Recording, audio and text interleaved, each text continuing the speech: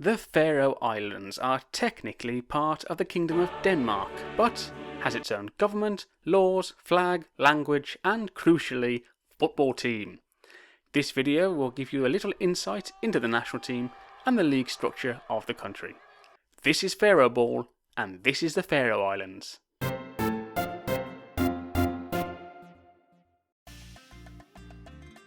Since 1999, the national team have had the purpose-built stadium Tórsvøllur in the north of the capital city Tórshavn. It holds 5,000 people, which is roughly 1/10 of the population of the country. For scale, if you wanted to get 1/10 of the population of England into one stadium, it would need to be the size of 62 Wembleys. For about a decade, they rotated home games between the Tórsvøllur and Svangerskar, home of B68 Toftir, but I'll talk more about that ground in the B68 video a little later on. Since 2012, it's been all Tórsvøllur, and this year, 2021, will see the completion of an expansion and update to the national ground. Many people might think the Faroe Islands' recent double over Greece in Euro 2016 was their finest hour, or two, and don't get me wrong, what an achievement those wins were. But for their true finest hour, you need to go back to 1990 and the miracle of Landskrona.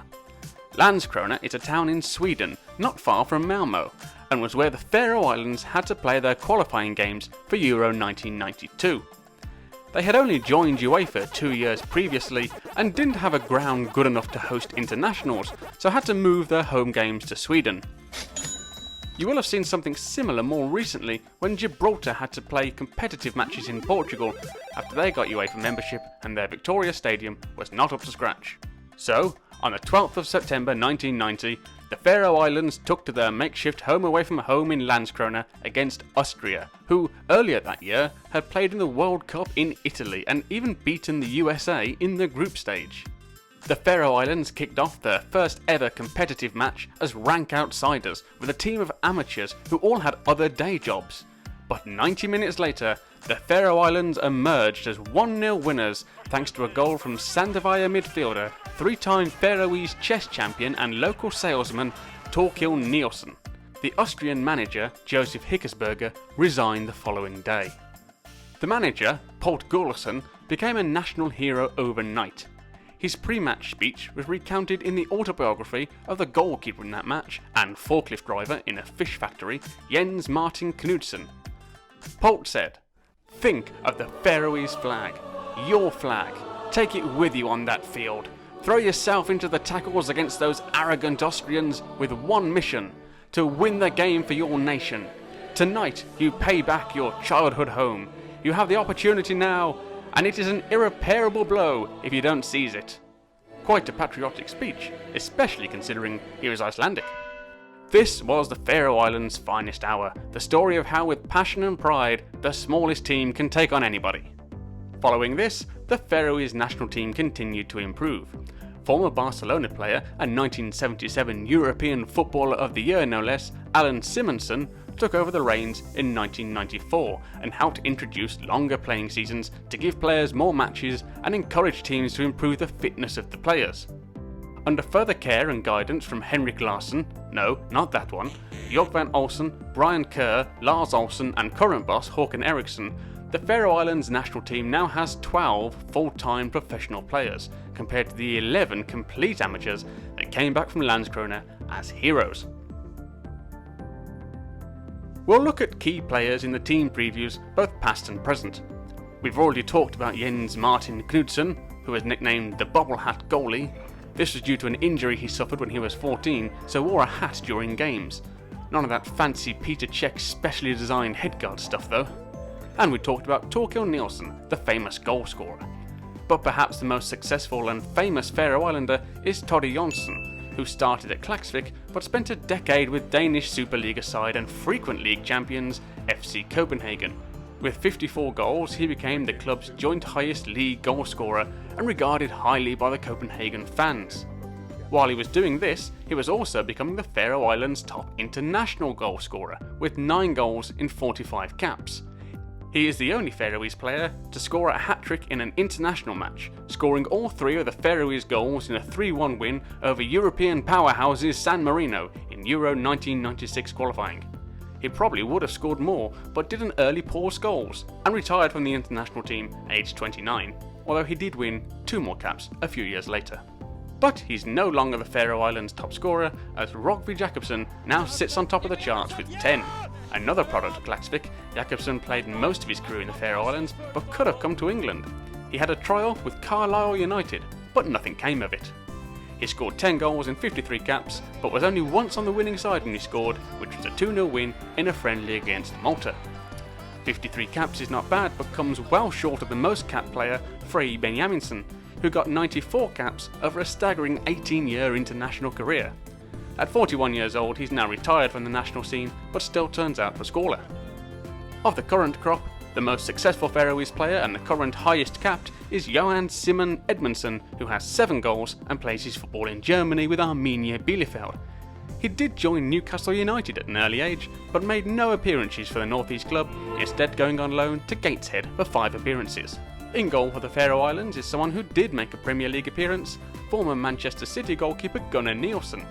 He has 59 caps to his name and is the Faroese number 1 for a few more years at least. And there's some talented youngsters coming through too, including 22-year-old HB forward Adrian Justinason with 54 goals in 3 seasons, B36's 20-year-old midfielder Magnus Jakobsen, already with a cap to his name, and the uncapped but promising EB Strimo goalkeeper Roy Zachariasen. Some of these may make appearances in World Cup 2022 qualifying this year. For a lot of its existence, the Faroe Islands League consisted of a handful of teams, playing each other twice a year, playing roughly a dozen games a season. The first football club was set up in 1892, and they had to wait 60 years for a league to be set up. There's been a league every year since 1942, apart from 1944, when there weren't enough footballs.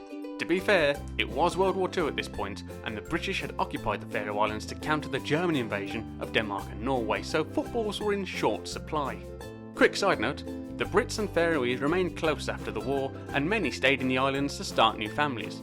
Things like fish and chips and Cadbury's chocolate are still favourites in the Faroes, and you can get dairy milk in some shops in the Faroe Islands. Anyway, throughout the 50s and 60s, the top tier consisted of between 3 and 5 teams, and it wasn't until 1979, when the Faroese Football Association was formed, when the league became a bit more organised. The winners of the Faroese Premier Division go into the Champions League preliminary round, and the teams that finish 2nd and 3rd go into the all-new Europa Conference League, a brand new competition which replaces the Europa League spots. Qualifying for the new cup, which will start in July 2021, are NSI Runavík and Klaksvik, who finished 2nd and 3rd in 2020. There is relegation from the top flight, but it's a bit complicated. The second tier is a mix of first teams and reserve teams are not allowed to play in the top flight or play a competitive fixture against their first team. So for example, if Klaksvik were to get relegated out of the Premier League this season, regardless of where the reserve team finish in the second tier, they would also have to get relegated. Promotion to the Premier League falls to the 2 highest placed eligible teams. The bottom team of the Premier League gets replaced by the highest placed A team in the second tier. The 9th placed team have to play a playoff match against the 2nd highest eligible team in the second tier, and last season, Arja finished 9th and were beaten in the playoff by B68 top tier. They finished 4th in the second tier, but won the playoff, so they go up and Arja go down. I'll be previewing all the primary teams in all the leagues before the season kicks off, but these are your 10 to start the 2021 Faroese Premier League. For the upcoming club videos, I'll be boldly and probably incorrectly predicting their finishing positions for the season ahead. Obviously I can't do that with the Faroe Islands national team, but I can look forward to the upcoming fixtures. 2020 was a good year for the Faroe Islands and scored 3 wins out of 6 in the Nations League, which earned them promotion from Group D to Group C. So they'll be full of confidence going into the World Cup 2022 qualifying campaign. They've been drawn against Israel, who they've never beat, Moldova, who they've never played, near neighbour Scotland, Landskrona victims Austria, and kingdom owners and supreme frenemy Denmark. Their first match is in March, a trip to Chisinau to play Moldova for the first time. Moldova are seated below the Faroe Islands and are one of Europe's fellow minnows, having won only 3 competitive games in the last 5 years. So there's a very real possibility that the Faroe Islands might top the group by the end of the first round of matches.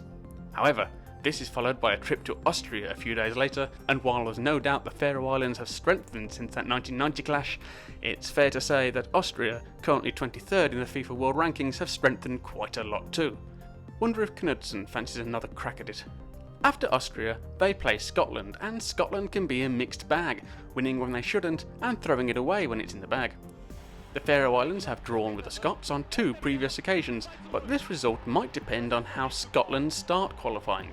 If they beat Austria and Israel, they'll be up for the home tie and should see off the Faroes, but if they lose both games and morale is low, well, maybe don't write the Faroes off just yet. So that's it for the Faroe Islands national team.